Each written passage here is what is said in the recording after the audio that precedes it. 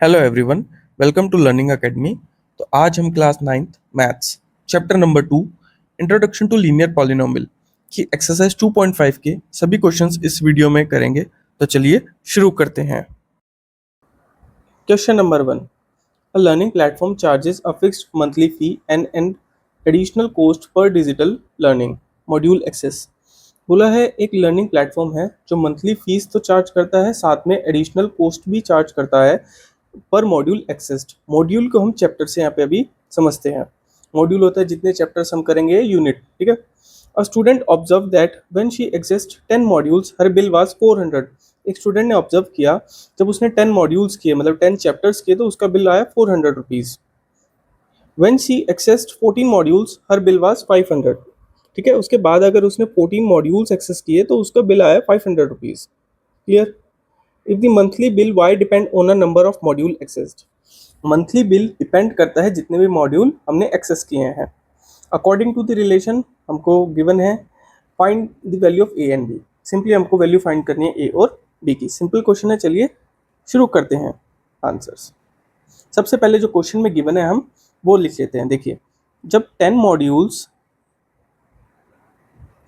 Module access करे तो bill आया हमारा 400 रुपीज़। क्लियर? उसके बाद जब 14 मॉड्यूल एक्सेस किए तो हमारा बिल आया रुपीज़ 500 रुपीज़। क्लियर? अब देखते हैं जो मॉड्यूल है, जो बिल है, इसके अंदर दो पार्ट इंक्लूडेड है। ठीक है, एक है fixed monthly fees, fixed monthly fees. Clear? और सेकंड है एडिशनल कॉस्ट। जो भी हमने एडिशनल, जो मॉड्यूल जितने एडिशन हमने देखा था, तो एडिशनल कॉस्ट इंक्लूड है इसके अंदर। तो मैं लिख देता हूँ एडिशनल कॉस्ट। क्लियर? इतना समझ आया? अब यहाँ पे हमको क्वेश्चन में बोला है जो मंथली बिल है उसको हम वाई से कंसिडर करेंगे, ठीक है, और मॉड्यूल को एक्स। तो हम यहाँ लिख देते हैं, देखो, मंथली बिल वाई और मॉड्यूल एक्स। इतना समझ आया? जो क्वेश्चंस में वैल्यू गिवन थी सिर्फ अभी हमने वही लिखी है। अब क्वेश्चन सॉल्व करते हैं अकॉर्डिंग टू क्वेश्चन। देखिए, हमको बोला है फाइंड करने के लिए ए और बी का। हमको रिलेशन गिवन है, linear relation y equals to A X plus B. ये लीनियर इक्वेशन गिवन है, जैसा कि हमने इंट्रोडक्शन वीडियो में भी समझा था। क्लियर? अब सिंपली इसमें हम वैल्यू पुट करते हैं। देखिए, y हमारा है मंथली बिल, तो 400 बिल हमारा आया। ठीक है, a as it is find करना है हमको, a की वैल्यू। x हमारा मॉड्यूल्स है, तो देखो जब 400 बिल था तो कितने मॉड्यूल्स हमने देखे थे? 10। कितने मॉड्यूल एक्सेस किए थे? 10 प्लस b हमको फाइंड करना है। ठीक है, तो 400 equals to 10a plus B. ये हो जाएगी हमारी इक्वेशन 1। क्लियर? ऐसे ही सेकंड बिल की हम इक्वेशन बनाते हैं। देखिए, सिंपली वही रिलेशन लिखेंगे, y is equal to A X plus B. Secondly y हमारा क्या है यहाँ पे? Monthly bill. तो सेकंड वाले मंथ का हम, जो सेकंड हमको बिल गिवन था उसके बारे में लिखते हैं। देखिए, 500 बिल है, a की वैल्यू फाइंड करनी है, और x पे हमको गिवन है 14। ठीक है, मॉड्यूल प्लस बी। तो 500 is equal to 14a plus B. ये हो जाएगी हमारी सेकंड इक्वेशन। क्लियर हो गया इतना? अब करते हैं सब्ट्रैक्ट। इक्वेशन 1 में से इक्वेशन 2 को सब्ट्रैक्ट करते हैं। देखिए, सब्ट्रैक्ट इक्वेशन 1 फ्रॉम इक्वेशन 2। ठीक है, चलिए, तो सबसे पहले सेकंड इक्वेशन लिखते हैं हमारी 500 equals to 14a plus B. First equation लिखते हैं 400 equals to 10a plus B. ठीक है, इनको सॉल्व करते हैं तो हमारा आंसर आएगा। देखिए, माइनस करना है तो माइनस का साइन पुट कर देते हैं। 500 में से 400 माइनस करेंगे तो 100, 14a में से 10a सब्ट्रैक्ट करेंगे तो 4a, और प्लस बी माइनस बी आपस में कैंसिल हो जाएंगे। ठीक है, तो हमको क्या मिला, 100 इज इक्वल टू 4a। इसे हम a की वैल्यू फाइंड कर लेते हैं। 100 को 4 टाइम से डिवाइड कर देंगे तो हमारा 25 आ जाएगा। देखिए a की वैल्यू आ गई हमारी 25। क्लियर। ऐसे ही हम b की वैल्यू फाइंड करते हैं। देखिए, put value of a in equation 1। हमारी इक्वेशन 1 क्या थी, 400 equals to 10a plus b। ठीक है, तो इस इक्वेशन में हम a की वैल्यू को पुट कर देंगे। 10 के साथ मल्टीप्लाई में है a, तो मल्टीप्लाई कर देंगे। देखिए 400 इक्वल्स टू 250 प्लस b। अब 250 प्लस b है लेफ्ट हैंड साइड, और राइट हैंड साइड जब 250 जाएगा तो सब्ट्रैक्ट हो जाएगा। 400 माइनस 250 इक्वल्स टू b। देखिए b की वैल्यू हमारी यहाँ पे आई है 150। क्लियर। क्वेश्चन में हमको यही फाइंड करने के लिए बोला था, 150। Find the value of a and b। तो हम यहाँ लिख देते हैं value of a equals to 25, value of b equals to 150। ये हमारा आंसर हो जाएगा। इसी के साथ क्वेश्चन नंबर 1 हो जाता है हमारा कंप्लीट। मूव करते हैं क्वेश्चन नंबर 2 पर। Question number 2, a gym charges a fixed monthly fee and an additional cost per hour for using the badminton court. Same वही क्वेश्चन है जैसा हमने प्रीवियस क्वेश्चन किया था। प्रीवियस क्वेश्चन में हमने फिक्स्ड फी दी थी, एक कोचिंग सेंटर की या ऑनलाइन सेंटर की, ठीक है, और प्लस एडिशनल कॉस्ट दिया था। इसमें कोचिंग की जगह पे, लर्निंग सेंटर की जगह पे यहाँ पे जिम है, इसमें भी हमको मंथली फी पे करनी है प्लस एडिशनल फी पे करेंगे जितने आर हम बैडमिंटन कोर्ट को यूज करेंगे। सिंपल है, आगे रीड करते हैं। A student using the gym observed that when she used the badminton court for 10 hours, her bill was 800। ठीक है, एक स्टूडेंट जिम ज्वाइन करता है, जिम के साथ वो बैडमिंटन भी यूज करता है। ठीक है, तो उसने देखा, ऑब्जर्व किया कि जब वो 10 आवर तक बैडमिंटन कोर्ट यूज करती हैं तो 800 बिल उनका आता है। Clear. When she used it for 15 hour, जब बैडमिंटन कोर्ट 15 आवर्स तक यूज करते हैं तो उनका बिल आता है 1100 rupees. If the monthly bill Y depend on the hour or use of badminton court X according to the relation, find the value of A and B। Same previous question जैसा ही है। ठीक है, इसमें भी हमको A और B की value find करनी है। तो सिंपल है, तो चलिए स्टार्ट करते हैं। देखिए, सबसे पहले हम यहाँ पे लिखेंगे 10 आवर तक बैडमिंटन कोर्ट यूज किया तो उनका बिल हो जाता है 800 रुपीज़। 15 आवर यूज़ किया बैडमिंटन कोर्ट जिम के साथ तो हो जाता है 1100 रुपीज़ उनकी फ़ी हो जाती है।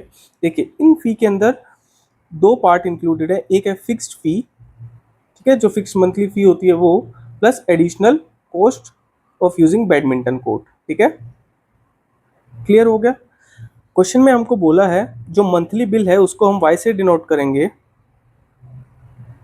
मंथली बिल वाई से डिनोट करेंगे।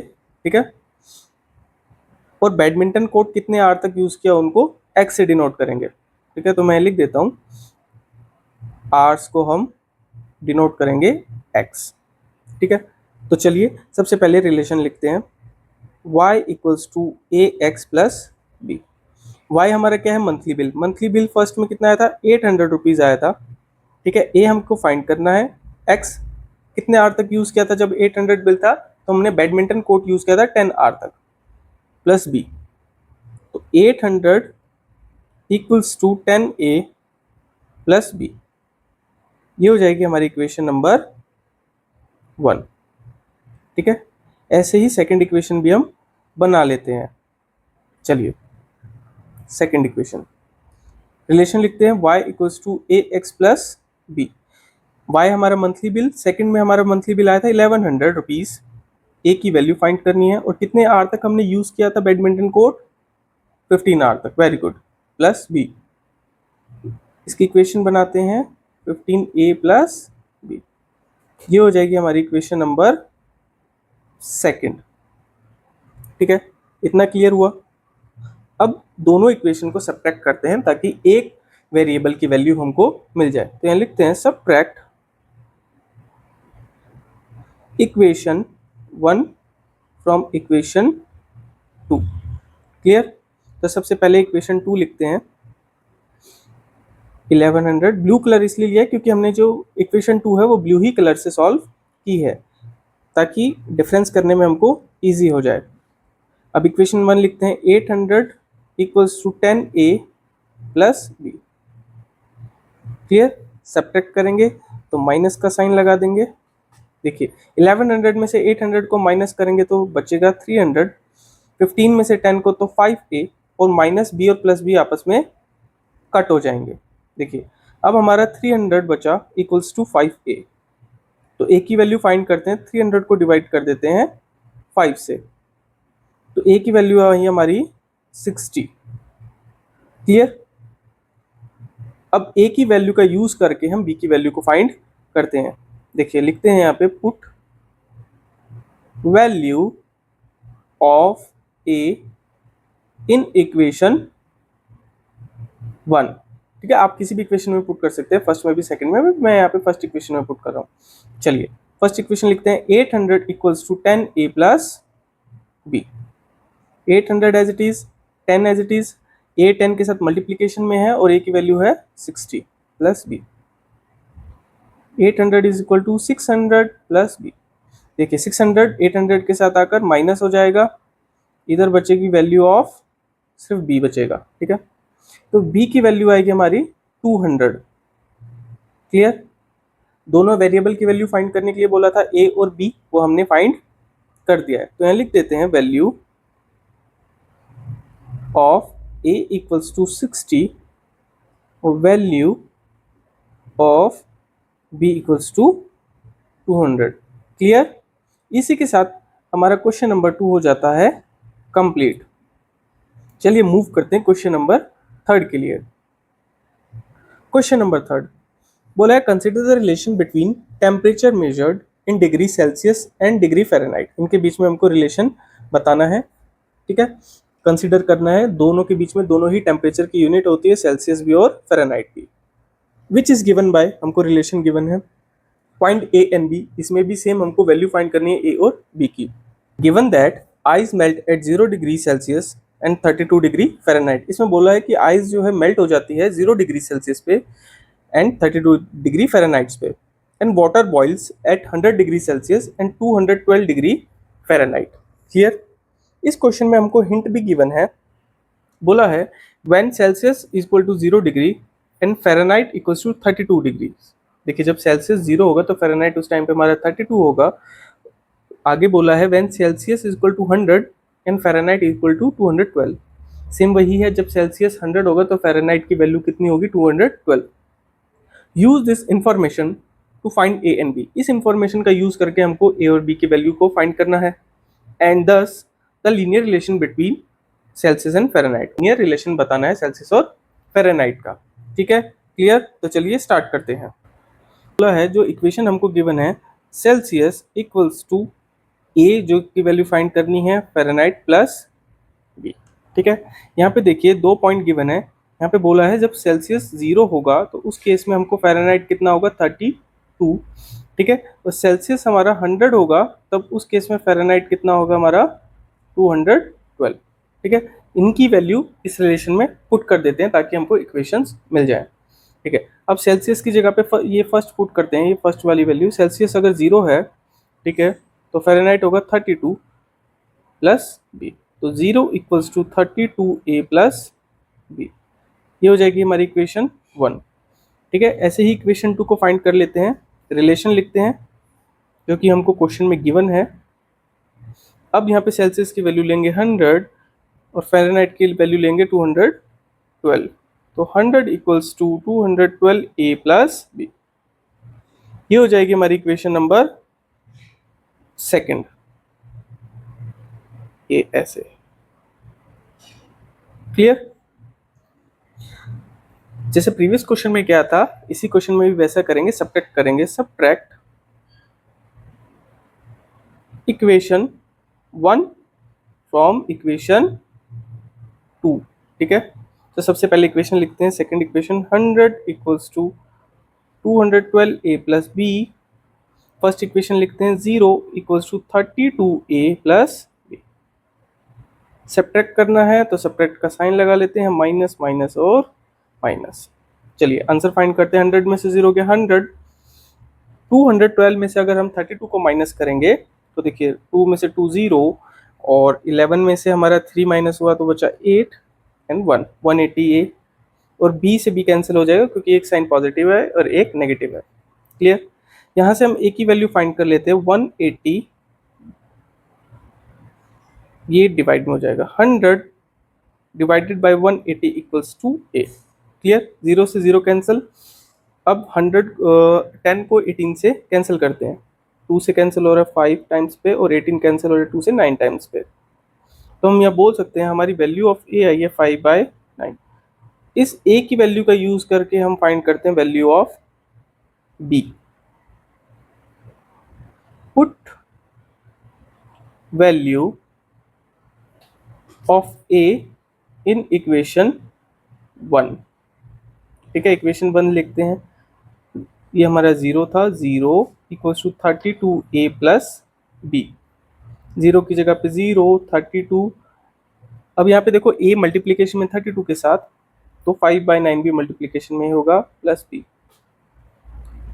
देखिए 32 से 9 कैंसिल नहीं हो रहा है तो सिंपली हम 5 से मल्टीप्लाई कर देते हैं 32 को। 10, 15, 160 divided by 9 plus B. Clear.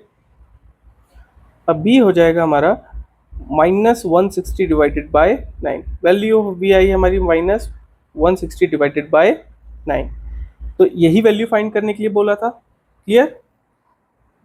चलिए यहाँ लिख देते हैं value of A equals to 5/9, value of B equals to -160 divided by 9। Clear. इसी के साथ हमारा क्वेश्चन नंबर 3 हो जाता है कंप्लीट और एक्सरसाइज 2.5 हो जाती है कंप्लीट। इस एक्सरसाइज के किसी भी क्वेश्चन में या सॉल्यूशन के किसी भी पॉइंट में डाउट हो तो आप मुझे कमेंट कर सकते हैं। ठीक है। वीडियो अच्छी लगे तो वीडियो को लाइक करना, चैनल को सब्सक्राइब करना। इसके नेक्स्ट वीडियो में हम एक्सरसाइज 2.6 के सभी क्वेश्चंस को करेंगे। Thank you for watching.